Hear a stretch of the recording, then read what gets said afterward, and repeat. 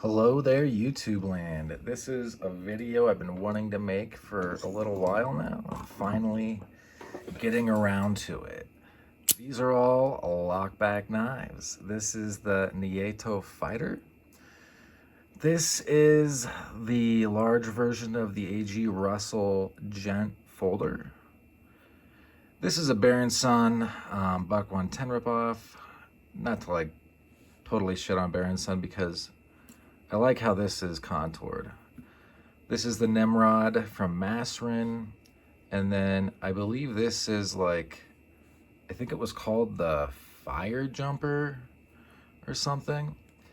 I'm not entirely sure about what it was called, to be honest. But I do like it quite a bit though. It's a Tony Bose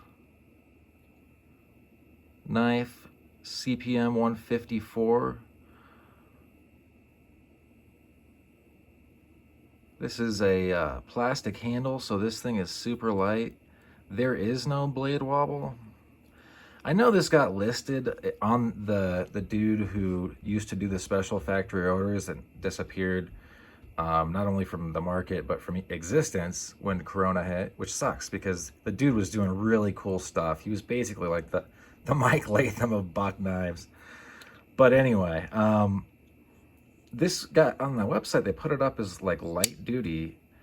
I don't think that's the case. I mean, if light duty means you might not be able to baton with this with the same vigor as with a non-plastic handle, I don't think that's what they didn't. I mean, Buck didn't say this was light duty. Buck, I feel like as a company has their head on their shoulders. I like their products that are made in America, and I even like some of them that are made overseas. This was made in America, I think. Yeah. All right, so that's that one. And this is glow in the dark. This is 550 cord, and this is glow in the dark paracord. All right, this is, well, actually, we'll put this one over here. We'll mix it up because this one and that one are very similar. This is called a bird's eye pivot, I believe. This came loose because it was kind of a second. Baron Son will put seconds out, but not call them seconds. They're just cheap on eBay. And so I put it in 3-inch clamp and fixed it. There's now no wobble at all. A little bit back and forth, but you can hear it even. But like I said, this was a second. I didn't pay full price for this, and I'm happy with it. I like this knife. And if you look at it, and you can see the action, but if you look at it compared to this 110, dun, dun, dun, they're like nearly the same knife. Except this one is objectively better. But I like this one. I really do like this one. That's why it's still in my collection. I really do get rid of the knives I don't like, or they don't do anything for me. Sometimes I just stop doing stuff, you know what I mean? Like a knife that excited you one day, the next, or usually it's like a long time after. But some knives like this one, had this for a couple years, and it's awesome. This is from Masrin, straight out of Italy. The Nimrod by that guy. And this is M390, you can see there. It comes in carbon, and it comes in this, actually fairly textured on this side. They did a good job with this, because this is smooth, where it would just like tear your pants up. This isn't textured really, and then this is textured. You might be able to see that. You might not. I don't know. But it's those kind of touches that make, this is an expensive knife, that make knives like from Masrin worth it. It's just, it's intentional design. It's not just doing things to do this, thinking things out. Intentional design is a kind of like part of design theory, I think. It's got this place that makes it real easy to roll it out. You can also, well, you could, when I first got it, you could flip it out, but and think it was a little bit more centered. I don't care about centering on this knife just because it's so awesome. But, and I tightened it up to the point where I'm pretty, it's not stiff, but I rarely leave knives to where I can wave them out in a circle. Because if you just like act like you're making a karate chop in the air vertically, if you go like this, you will literally, for a lot of knives, push the blade out. And I know that some designers, like A.G. Russell, he made, and we're gonna, speaking of him, this thing, even though I've made it pretty stiff, way stiffer than when I got it, you can throw this out the front.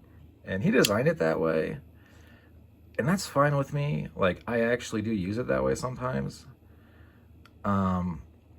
But he designed it, and I agree. It's a gentleman's knife. It's super nice. This is 9CR13 MOV. Yeah, it's from China, unfortunately. But so this is 440C equivalent. And it's great. I love this knife. I'm never going to get rid of this knife. It's just too perfect. Like, his design, he designed a lot of his own knives.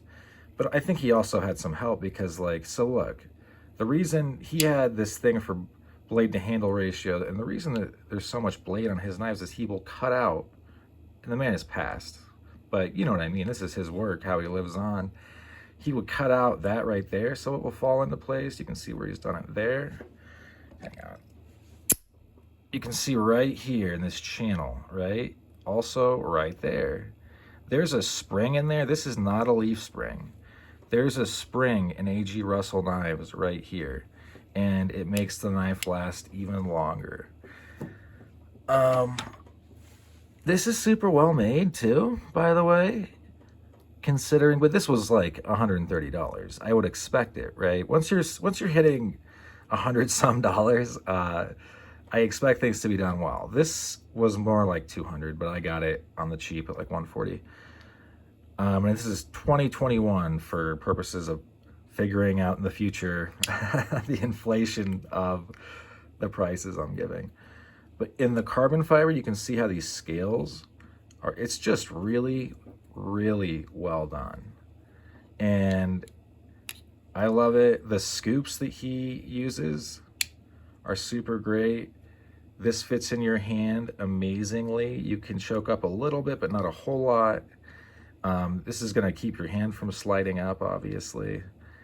It locks in really well. You can get your thumb up there, and it's almost, but I like that it's a little bit bigger. But all right, let's move on. The Nieto Fighter. Let's check her out. I like this steel because of this knife. This knife has been great. Easy to sharpen. You could definitely sharpen this in the field.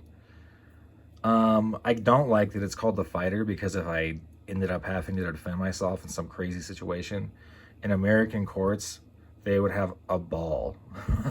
Really though. They would talk about that nonstop. And you would then be like in jeopardy, because American courts really aren't that fair. Made in Spain. This is really well done micarta. I don't know what kind of micarta. This knife, when I got it, was only like 60 bucks. It's totally worth it.